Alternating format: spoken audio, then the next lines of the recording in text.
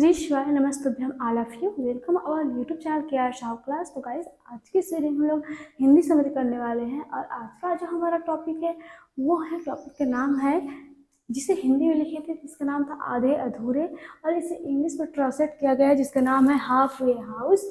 और इसको लिखे किसने है, तो इसको लिखे है मोहन राकेश ने, ठीक है ना। तो इस टॉपिक का आज हम लोग हिंदी समरी करेंगे जो आपके एग्जाम के लिए बहुत ज़्यादा यूजफुल रहेगा। तो जल्दी वीडियो को स्टार्ट करते हैं। अभी तक आपने वीडियो को लाइक नहीं किया, लाइक कर लीजिए, चैनल पर नए चैनल को सब्सक्राइब भी कर लीजिएगा, ठीक है ना। और वीडियो कैसे लगा अंतिम में मुझे कमेंट करके जरूर बताइएगा। सबसे पहले इसमें कैरेक्टर देख लेते हैं, कैरेक्टर कौन कौन से हैं। तो इसमें मोस्ट इम्पॉर्टेंट कैरेक्टर है सावित्री, महेंद्रनाथ, बिन्नी, किन्नी, अशोक, जुनेजा और सिंघानिया। इतना मोस्ट इम्पॉर्टेंट कैरेक्टर्स हैं इस चैप्टर में, ठीक ना। इसकी स्टार्टिंग कहाँ से होता है, तो इसका स्टार्टिंग होता है सावित्री से।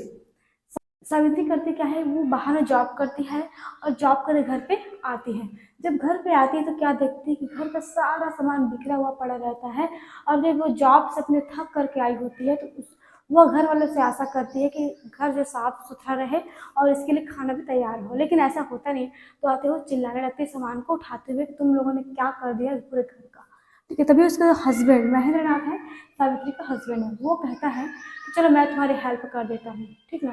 तो सावित्री महेंद्रनाथ पर खूब चिल्लाती और कहती है यही काम को तुम्हें पहले कर लेना था मेरे आने से पहले, अब हेल्प करके क्या फ़ायदा, तुम तो कुछ भी चीज़ का ध्यान रखते नहीं हो, सारा काम मुझे ही करना पड़ता है, घर का भी करो बाहर का भी करो, कम से कम घर पर रहते हो तो अपना काम खुद कर लिया करो और इतना गंदगी भी ना फैलाया करो, ठीक है।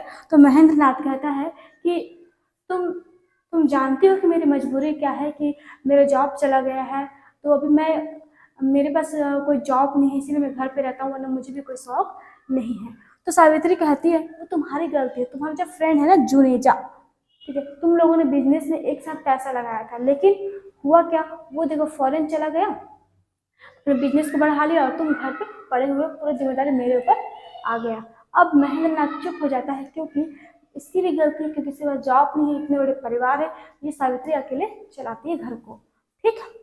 अब इसमें जो अगला कैरेक्टर वो है बिन्नी। बिन्नी कौन है, बिन्नी ना ये सावित्री और महेंद्रनाथ की सबसे बड़ी बेटी है, ठीक है, जो मनोज नाम के लड़के से अपने पसंद से किसी मनोज के साथ भागकर शादी कर लेती है, जिसे सावित्री और महेंद्रनाथ पसंद नहीं करते हैं, ठीक है। अब कुछ साल तक इनका लाइफ अच्छा चलता है, फिर दोनों के बीच में लड़ाई होती है, मनोज जिसको छोड़ करके भाग जाता है, और जब बिन्नी है ना वो सावित्री के यहाँ करके अपने मायके में समझो आकर के रहने लगती है। तो अब इसका खर्चा भी इसको उठाना पड़ता है, महेंद्रनाथ का खर्चा तो उठाती ही है, अब बिन्नी का भी खर्चा उठाना पड़ता है। इसके बाद एक इसकी छोटी बेटी है किन्नी। किन्नी भी 14-15 साल की लड़की है, ठीक है, लेकिन अपने घर के हालातों को देख करके वो भी बिगड़ रही है। उसमें किसी प्रकार की सभ्यता नाम की कोई चीज़ नहीं है ना, कोई संस्कार नहीं है, क्योंकि घर के सब लोग एक दूसरे से लड़ते रहते, झगड़ते रहते, उसको देख कर वो भी वही चीज़ को सीख रही है, ठीक है। अब इनका एक बेटा है अशोक। अशोक ये यंग बॉय है, ठीक है। इसके लिए सावित्री क्या करती है, हमेशा काम की तलाश करती रहती है, और वो जहाँ काम करती है, जहाँ भी मौका मिलता है, अपने बॉस से कहती है वो कि मेरा बेटा है, उसे जॉब की ज़रूरत है, क्या उसे तुम जॉब दे सकते हो, ठीक ना। तो ये हो गया। अब देखिए जुनेजा। जुनेजा कौन है, जुनेजा है ना ये महेंद्रनाथ का फ्रेंड है, जो अभी अब्रॉड से, विदेश से आया हुआ है, और महेंद्रनाथ उससे मिलने के लिए चला जाता है, ठीक। अब ये सिंघानिया कौन है, सिंघानिया जो कि सावित्री का बॉस है, उसी के ऑफिस में काम करती है।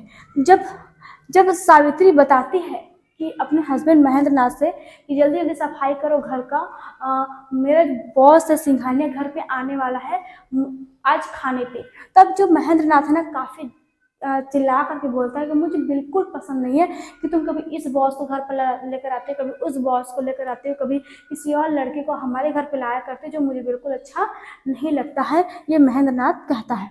तो सावित्री कहती तुम कुछ भी बोलो मुझे कोई फर्क नहीं पड़ता है, फिलहाल तुम अपना मुंह बंद रखो। ऐसे बोलते ही महेंद्रनाथ है ना जुनेजा से मिलने के लिए चला जाता है, जो कि विदेश से आया हुआ है, ठीक है। जुनेजा एक अच्छा इंसान है, वो सावित्री और महेंद्रनाथ दोनों को ही समझाता है कि तुम लोग अपने लाइफ में खुश रहना चाहते हो तो कॉम्प्रोमाइज़ करके एक दूसरे की बातों को बोलना सहना दोनों पड़ता है ना। दोनों तरफ से बात बनती बिगड़ती है, दोनों को क्या कॉम्प्रोमाइज़ करना चाहिए, लेकिन ये दोनों इसके बात को नहीं समझते हैं। तो महेंद्र नाथ जुनेजा से मिलने के लिए चला जाता है और जो सिंघानिया है वो सावित्री के घर पे शाम को आता है। और यही बात जब अशोक को पता चलता है कि सिंघानिया घर पे आ रहा है, तो यही चीज़ अशोक भी कहता है कि मुझे बिल्कुल पसंद नहीं मम्मी कि तुम अलग अलग लड़कों को अलग अपने बॉस को घर पे लेकर के आती हो। इसका रीज़न, सबसे बड़ा रीज़न तो ये है कि जो सावित्री है ना, इसका कैरेक्टर, तो इसका जो कैरेक्टर अच्छा नहीं है। क्यों अच्छा नहीं है? क्योंकि अलग अलग लड़कों के साथ घूमना फिरना, यहाँ तक कि उसके साथ चाय पीना या फिर रिलेशनशिप में रहना, इसके लिए कोई बड़ी बात नहीं है। ऐसा क्यों करती है? तो इनके जो परिवार में जो लोग हैं उनके खर्च को चलाने के लिए उसे ऐसा करना पड़ता है। लेकिन जो रास्ता है वो तो गलत है, तो लोग गलत तो बोलेंगे ही बोलेंगे, है ना। तो इसीलिए इसके जो फैमिली में जितने भी लोग हैं ना, सब लोग सावित्री को ये चीज़ बोलते हैं कि तुम ऐसा मत किया करो। लेकिन बोलने से थोड़ी ना कुछ होगा, उसके लिए इनके घर के लोगों को पैसा कमा कर भी लाना चाहिए, है कि नहीं। लेकिन ऐसा होता नहीं है। तो सावित्री किसी की बात को नहीं मानती है और अपने घर में सिर्फ अपना रॉ को करना चाहती है। हर किसी पर अपना हक ऊपर रखती है कि मैं जो कहूँगी वही तुम सबको करना पड़ेगा, ठीक है ना। अब होता क्या, सिंघानिया घर पे आते हैं और ये जो सावित्री है इससे अपने बिजनेस का फिर जो भी है उससे बात करना चाहती है, बात करती है। और ये बात अशोक को बिल्कुल अच्छी नहीं लगता और वो उसके सामने भी जाकर कह देता है कि अगर तुम मेरा जॉब इसके लिए बात करना चाहती हो तो मत करना, क्योंकि मैं जॉब नहीं करूँगा। और ये बात सिंघानिया को अच्छा नहीं लगता है और वो उठ करके चला जाता है। अब इसका अंतिम पार्ट में होता क्या है, जो महेंद्र नाथ है जुनेजा से मिलता है और जुनेजा से मिल करके बताता है कि किस तरह से उसकी पत्नी उसको बिल्कुल सम्मान नहीं करती, रिस्पेक्ट नहीं करती है। इसकी वजह से एवरीडे उनके यहाँ लड़ाई झगड़ा होता रहता है, ठीक ना। तो जुनेजा को जब सारी बातें जो है महेंद्र नाथ बताता है, तो जुनेजा कहता है तुम निश्चिंत रहो, मैं तुम्हारी वाइफ सावित्री से जाकर के बात करूंगा और उसके समझा दूंगा। तब जुनेजा जाता है सावित्री से बात करने के लिए। तब सावित्री कहती है, जब वो रिंग करता है ना, बेल बजाता है, तो उसकी बड़ी बेटी होती है बिन्नी, वो जाती है दरवाज़ा खोलने के लिए। तभी जुनेजा कहता है कि तुम्हारी माँ का है, मुझे उससे बात करना है। तो बिन्नी चिल्लाते हैं, कहते कि मम्मी देखिए यहाँ पर जुनेजा अंकल आए हुए हैं, आपसे बात करना चाहते हैं। तब जो सावित्री को चिल्ला कर कहती कि मुझे भी किसी जुनेजे से नहीं मिलना है, क्योंकि मुझे किसी और मेरे एक बॉस उससे मिलने के लिए जाना है, ठीक है। तब जुनेजा चिल्लाते हुए चले जाते हैं उसके पास और चिल्लाते हुए कहने लगते हैं कि सावित्री तुम, जब तुम्हारा विवाह नहीं हुआ था तब से मैं तुम्हें जानता हूँ, है तब से मैं तुम्हें जानता हूँ, हम एक अच्छे दोस्त थे और तुम इतना गिर जाओगे मुझे ये पता नहीं था। जो मेरा फ्रेंड है कितना अच्छा है, कितना समझदार है, वो बहुत सीधे साधा है, तो और तुम गलत फायदा उन लोगों का उठा रहे, तुम्हें ऐसा नहीं करना चाहिए। मैं तो कहता हूँ कि तुम्हें एक बार इस सारी चीज़ों पर विचार करना चाहिए। क्या तुम ये जो काम कर रही हो, कभी इसके साथ घूमना कभी उसके साथ घूमना, क्या तुमने कभी सोचा है कि तुम्हारी जो बड़ी बेटी है, छोटी बेटी है, बेटा है, ये लोग जब बड़े होते जा रहे हैं तो क्या प्रभाव पड़ रहा है तुम्हारे कैरेक्टर की वजह से। तुम्हारी बड़ी बेटी बिन्नी कभी क्या लाइफ सेटलमेंट नहीं हो पाया, क्योंकि इसका जो हस्बैंड था मनोज, उसको तुम पहले अपना उससे फ्रेंडशिप करना चाहती थी, उसके साथ रिलेशनशिप में रहना चाहती थी और उसको पसंद नहीं आया और वो बिन्नी से शादी कर लिया।